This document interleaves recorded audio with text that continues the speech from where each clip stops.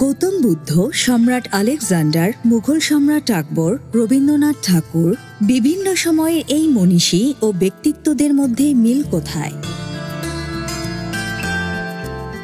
খুব সহজ উত্তর, সেটা হলো ওনাদের চারজনের কাছেই আম ছিল খুব প্রিয়। তবে শুধু ওনারাই নন, আরো কোটি কোটি মানুষ আছেন যারা আম খেতে ভালোবাসেন। গ্রীষ্মের এই ফলটিকে বলা হয় স্বর্গের ফল। স্বাদে গন্ধে এর তুল্য ফল সম্ভবত ধরাধামে নেই, তাই একে সম্মান দিয়ে ফলের রাজা বলা হয়। চীন পর্যটক হিউয়েন সাং ৬৩২ থেকে ৬৪৫ খ্রিস্টাব্দের মধ্যে এ অঞ্চলে ভ্রমণে এসে বাংলাদেশের আমকে বিশ্ববাসীর কাছে পরিচিত করেন। ১৩৩১ খ্রিস্টাব্দ থেকে আফ্রিকায় আম চাষ শুরু হয়।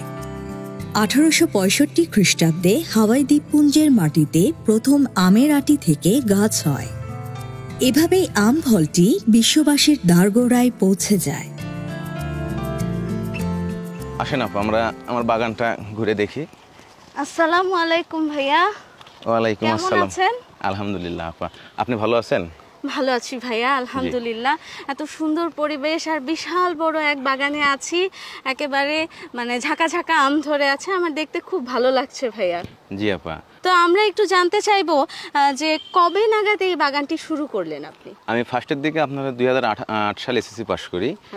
তো ওখান থেকে আমার হচ্ছে কৃষিকাজে যাত্রা শুরু। ফার্স্টের দিকে আমরা আমাদের যে আদার যে এগ্রিকালচার যে আবাদগুলো আছে, টমেটো, বাগুন এগুলো আছে, এগুলো চাষ করতাম, সবজি।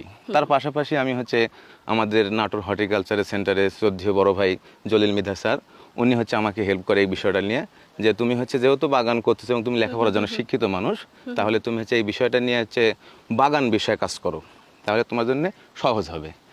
ওনার থেকে আমার হচ্ছে এই বাগানটা ঢোকা। আম বাগান কবে থেকে শুরু হলো? হ্যাঁ, আম বাগানটা আমি করলাম আপা 18 সালের শেষের দিকে, হর্টিকালচার সেন্টার থেকে আমাকে বাস্তবায়ন করে দেয়। এটা মোটামুটি কত বিঘা জায়গা আছে এখানে? আমার এখানে হচ্ছে 1 একর জমি আছে। তো শুরুতে কয়টি গাছ নিয়ে শুরু করলেন? হ্যাঁ, আমি প্রথম অবস্থায় 2018 সালে আমাকে 100% জমির উপর আমাকে হর্টিকালচার সেন্টার থেকে প্রায় 200-র উপরে গাছ দেয়। এই 200 গাছের উপর আপনার হচ্ছে গৌরমতি প্লাস বাড়ি ফোরাম, এটা আমাকে ওনারা দেয়। এখান থেকে কিছু গাছ মারা গেছে, পরে আমি সাইড থেকে ব্যাকআপ করে এগুলা সমৃদ্ধ করছি। আচ্ছা, তো একটু এবার শুনে নেব যে আপনার পুঁজি কত ছিল যখন শুরু করলেন? আসলে আমরা গ্রাম অঞ্চলের মানুষ, সেভাবে তো পুঁজি করতে পারিনি। তারপর মোটামুটি অঙ্কে 100% জমি যদি আমি হচ্ছে আবাদ বাগান করতে চাই, তাও ধরেন আপনার মোটামুটি 50 থেকে 60,000 টাকা পুঁজি লাগবে আপনার। যখন হারভেস্ট হবে মোটামুটি কত মন আম এখান থেকে হারভেস্ট হবে? আচ্ছা, হ্যাঁ, সুন্দর কথা বলছেন। আমাকে হচ্ছে আমি এখানে গৌরমতি প্লাস বাড়িফোর মিলে আমি 8000 ব্যাগিং করছি। বাড়িফোর আমটা একটা খুব ম্যাচুয়েট জাত, একটা আমের ওজন প্রায় 800-900 গ্রাম ওজন হয়। এখানে আমি যদি গড় ছোট প্লাস বড়টা দিয়ে আয়োজন করি, তাহলে আমি গড় 500 গ্রাম ধরবো। 500 গ্রাম ওজন ধরলে আমি গড়ে 8000 মালে মোটামুটি আমি 100 মণ আম পাচ্ছি। 100 মণ আম পাচ্ছি, আল্লাহ সহায় করছে আপা। আর এটা আপনি বাজার মূল্যের কথা বললেন, বাজার মূল্য ধরেন যদি খুচরা মূল্য আমরা বিক্রি করি তাহলে 160 থেকে 70 টাকা, আর পাইকারি যদি সেল করি তাহলে আপনার হচ্ছে 120-100 টাকা, এটা সচরাচর যায়। একটু জানতে চাইবো, এই যে আপনি বাড়ি ফোর আর গৌরমতি চাষ করেছেন, তো এই বাড়ি ফোর আর গৌরমতি কেন, অন্য কোনো জাত কেন চাষ করলেন না? বাড়ি ফোর প্লাস গৌরমতি আমাদের স্বাভাবিকভাবে আমাদের যে দেশীয় আমটা পাওয়া যায়, যেমন হচ্ছে হিমসাগর আছে, গোপালভোগ আছে, রূপালী আছে, খেরসা আছে, এগুলো আছে, ল্যাংড়া আছে। এই আমগুলো আমাদের একটা মৌসুমে মানে জ্যৈষ্ঠ মাসে আসে। এখানে বাজার ব্যবস্থা খুবই খারাপ থাকে। বাংলাদেশ কৃষি গবেষণা ইনস্টিটিউট কর্তৃক উদ্ভাবিত দেশের প্রথম সংকর জাতের আম বাড়ি 4। দেশি নাবিজাত আশিনার সাথে মার্কিন যুক্তরাষ্ট্রের ফ্লোরিডা থেকে সংগৃহীত রোগী নাম লাইনেন 3896 এর সংকরায়নের মাধ্যমে 1993 সালে বাড়ি 4 উদ্ভাবন করা হয়। পরীক্ষা নিরীক্ষার পর 2003 সালে বাংলাদেশের উত্তরাঞ্চলে চাষাবাদের জন্য মুক্তায়ন করা হয়। নাবিজাতের আমে ফাগুন মাসে মুকুল আসে, ফল পাকে শ্রাবণ মাসে। ফলটি দেখতে গোলাকার, গড় ওজন 500 গ্রাম।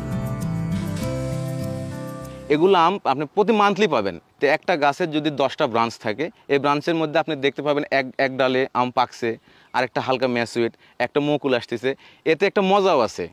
ঠিক আছে, আপনি পুরা মাসই আপনি মধুমাস বলতে পারবেন, পুরা বৎসরই। তো ভাইয়া আমরা তো জানি যে এই আয়োজনটা মূলত করা হয় যেন বিষমুক্ত আম আপনারা খাওয়াতে পারেন আপনাদের ক্রেতাদেরকে। তো আমি একটু এই সম্পর্কে বিস্তারিত যদি জানতে পারি। আচ্ছা ঠিক আছে আপা। কিছু কিছু অসাধু ব্যবসায়ীর জন্য কিন্তু আমাদের যে মূল একটা আম ব্যবসায়ী, এদের কিন্তু মান খারাপ হচ্ছে। এরা হচ্ছে আপনার হচ্ছে এই পোকামাকড়ের উদ্দেশ্য তো মেন উদ্দেশ্য পোকামাকড়, তারপরও ওরা আমকে অল্প সময় পাকানোর জন্য গাছের সঠিকভাবে পরিপক্ক না হওয়ার আগেই ফরমালিন ব্যবহার করতেছে, যার কারণে এটা আমাদের মানব দেহের জন্য ক্ষতিকর প্লাস পরিবেশের জন্য ক্ষতিকর। সেই উদ্দেশ্যকে সামনে রেখেই আমি ধরেন গাছে হচ্ছে ব্যাগিং করছি।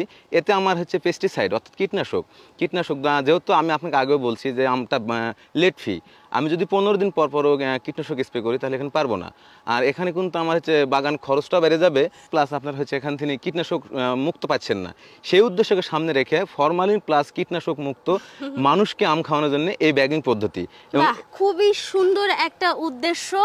আমরা পাশে আরো বিপুল সংখ্যক আম দেখতে পাচ্ছি, চলুন একটু ওদিকে যাই। আসেন।